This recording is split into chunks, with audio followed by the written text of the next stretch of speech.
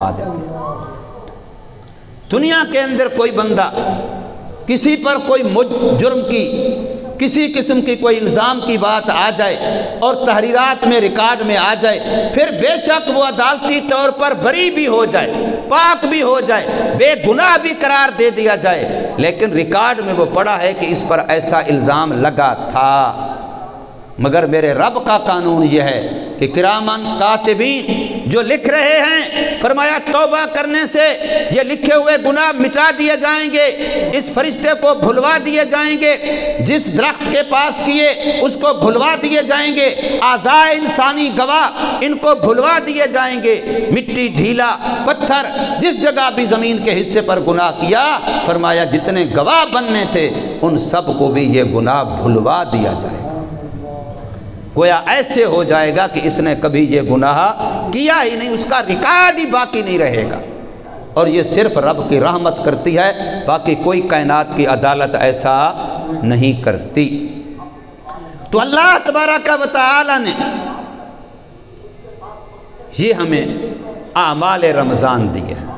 ہم نے رمضان کا استقبال کرنے کے لیے اپنی زندگی کا نظام الاوقات، اپنے کاروبار کا، اپنے گھر کا نظام الاوقات ایسا ترتیب دے دینا ہے رمضان شروع ہونے سے پہلے کہ ان چاروں عملوں میں کوئی فرق نہ آنے پائے۔ تراویح کی ادائیگی بھی اچھے انداز سے ہو سکے، روزے کی ادائیگی بھی ہوتی رہے، وقت آنے پر اعتکاف کا مسئلہ بھی ہو سکے، اور لیلۃ القدر کے لیے بھی اہتمام کیا جا سکے۔ تو ہم نے اپنا نظام الاوقات ایسا بنا لینا ہے پہلے سے۔ یہ استقبال رمضان ہے، یہ رمضان کے اعمال کے لیے استقبال ہے۔ ایک نقطے کی طرف یہاں میں اشارہ کرتا ہوں، اعمال رمضان تو یہ چار ہیں۔ رمضان کے علاوہ آپ ساری رات سارا سال نفل پڑھتے رہیں، آپ کو تراویح والی عبادت نہیں ملے گی۔ آپ رمضان کے علاوہ سارا سال روزے رکھتے رہیں، آپ کو فرض روزے رمضان والے نہیں ملیں گے۔ آپ رمضان کے آخری عشرے کے علاوہ پورا سال اعتکاف کرتے رہیں، آپ کو سنت اعتکاف والی برکت نہیں ملے گی۔ اسی طریقے سے لیلۃ القدر، یہ چار اعمال رمضان ہیں۔ لیکن رمضان مبارک کا تذکرہ قرآن مجید کے اندر واحد یہ مہینہ ہے 12 مہینوں میں سے جس کا اللہ نے قرآن میں نام لیا ہے۔ کسی اور مہینے کا قرآن میں نام نہیں ہے۔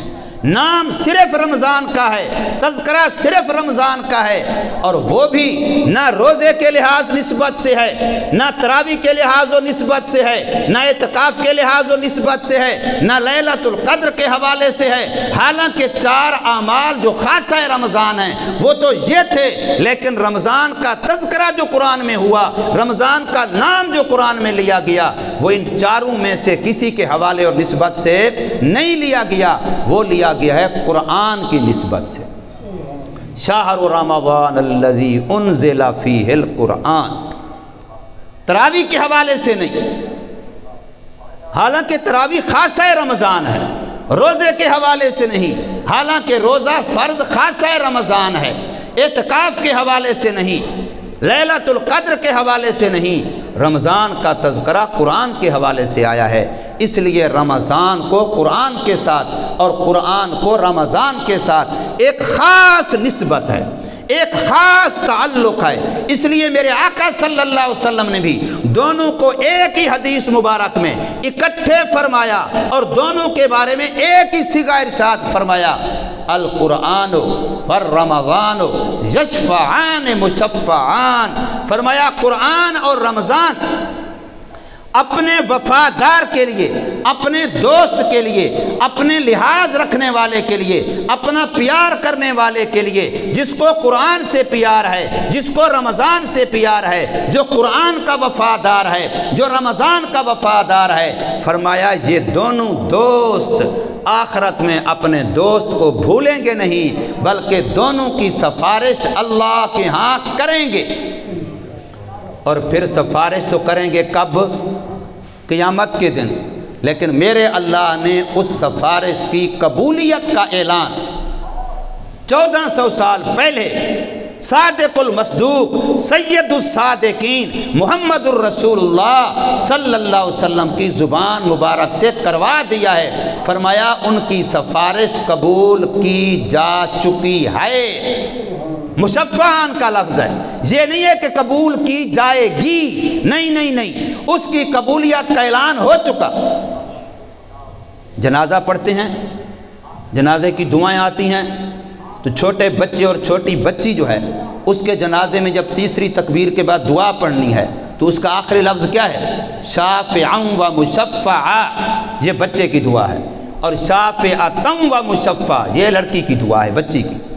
अब इन दोनों की दुआ के आखिर में यही लफ्ज़ है कि जिस ईमानदार मुसलमान का नाबालिग बच्चा या बच्ची दुनिया से चले गए और वो अल्लाह के इस फैसले पर राज़ी रहा और ईमान पर मरा, तो क़यामत के दिन वो तो हैं ही जन्नती बच्चे, ये उस वक्त तक जन्नत में नहीं जाएंगे जब तक माँ बाप का दामन पकड़ के साथ नहीं ले जाएंगे। ये दोनों माँ बाप की सिफारिश करेंगे और उनके बारे में रसूलुल्लाह सल्लल्लाहु अलैहि वसल्लम 1400 साल पहले ऐलान फरमा चुके हैं। बच्चा सिफारिश करेगा, मैं अल्लाह ऐलान करता हूँ मोहम्मद सल्लम की ज़ुबान से कि वो उसकी सिफारिश कबूल की जा चुकी है। बच्ची सिफारिश करेगी, उसकी सिफारिश कबूल की जा चुकी है, ये नहीं है कि कबूल की जाएगी। तो यहाँ कुरान और रमज़ान के बारे में भी अल्लाह तबारक व तआला के रसूल मुहम्मद करीम सल्लल्लाहु अलैहि वसल्लम यही इरशाद फरमा रहे हैं कि अपने दोस्त के लिए, अपने मुहिब के लिए, अपने प्यारे के लिए रमज़ान भी सिफारिश करेगा, कुरान भी सिफारिश करेगा, और जिस जिस की सिफारिश इन्होंने कर दी तो अल्लाह पहले ऐलान कर चुके हैं कि वो सिफारिश मानी जा चुकी, वो सिफारिश कबूल हो चुकी।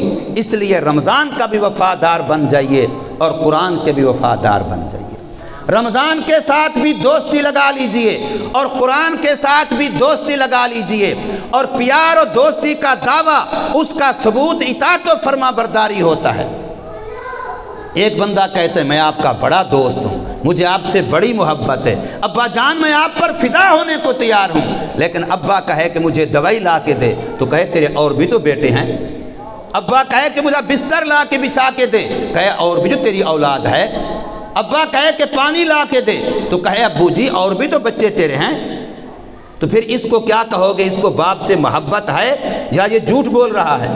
ये झूठा है, ये मोहब्बत के दावे में झूठा है। तो बिल्कुल ऐसे ही जब हम कहते हैं कुरान से हमें मोहब्बत है, लेकिन कुरान नमाज का कहे हम नहीं पढ़ते, कुरान ज़कात का कहे हम नहीं देते, कुरान रोज़े का कहे हम नहीं रखते, कुरान हलाल का कहे हम एहतमाम नहीं करते, कुरान हराम से बचने का कहे हम एहतमाम नहीं करते, तो फिर हम कुरान की मोहब्बत का लफ्ज़ जब इस झूठी ज़ुबान से कहते हैं तो झूठ बोलते हैं।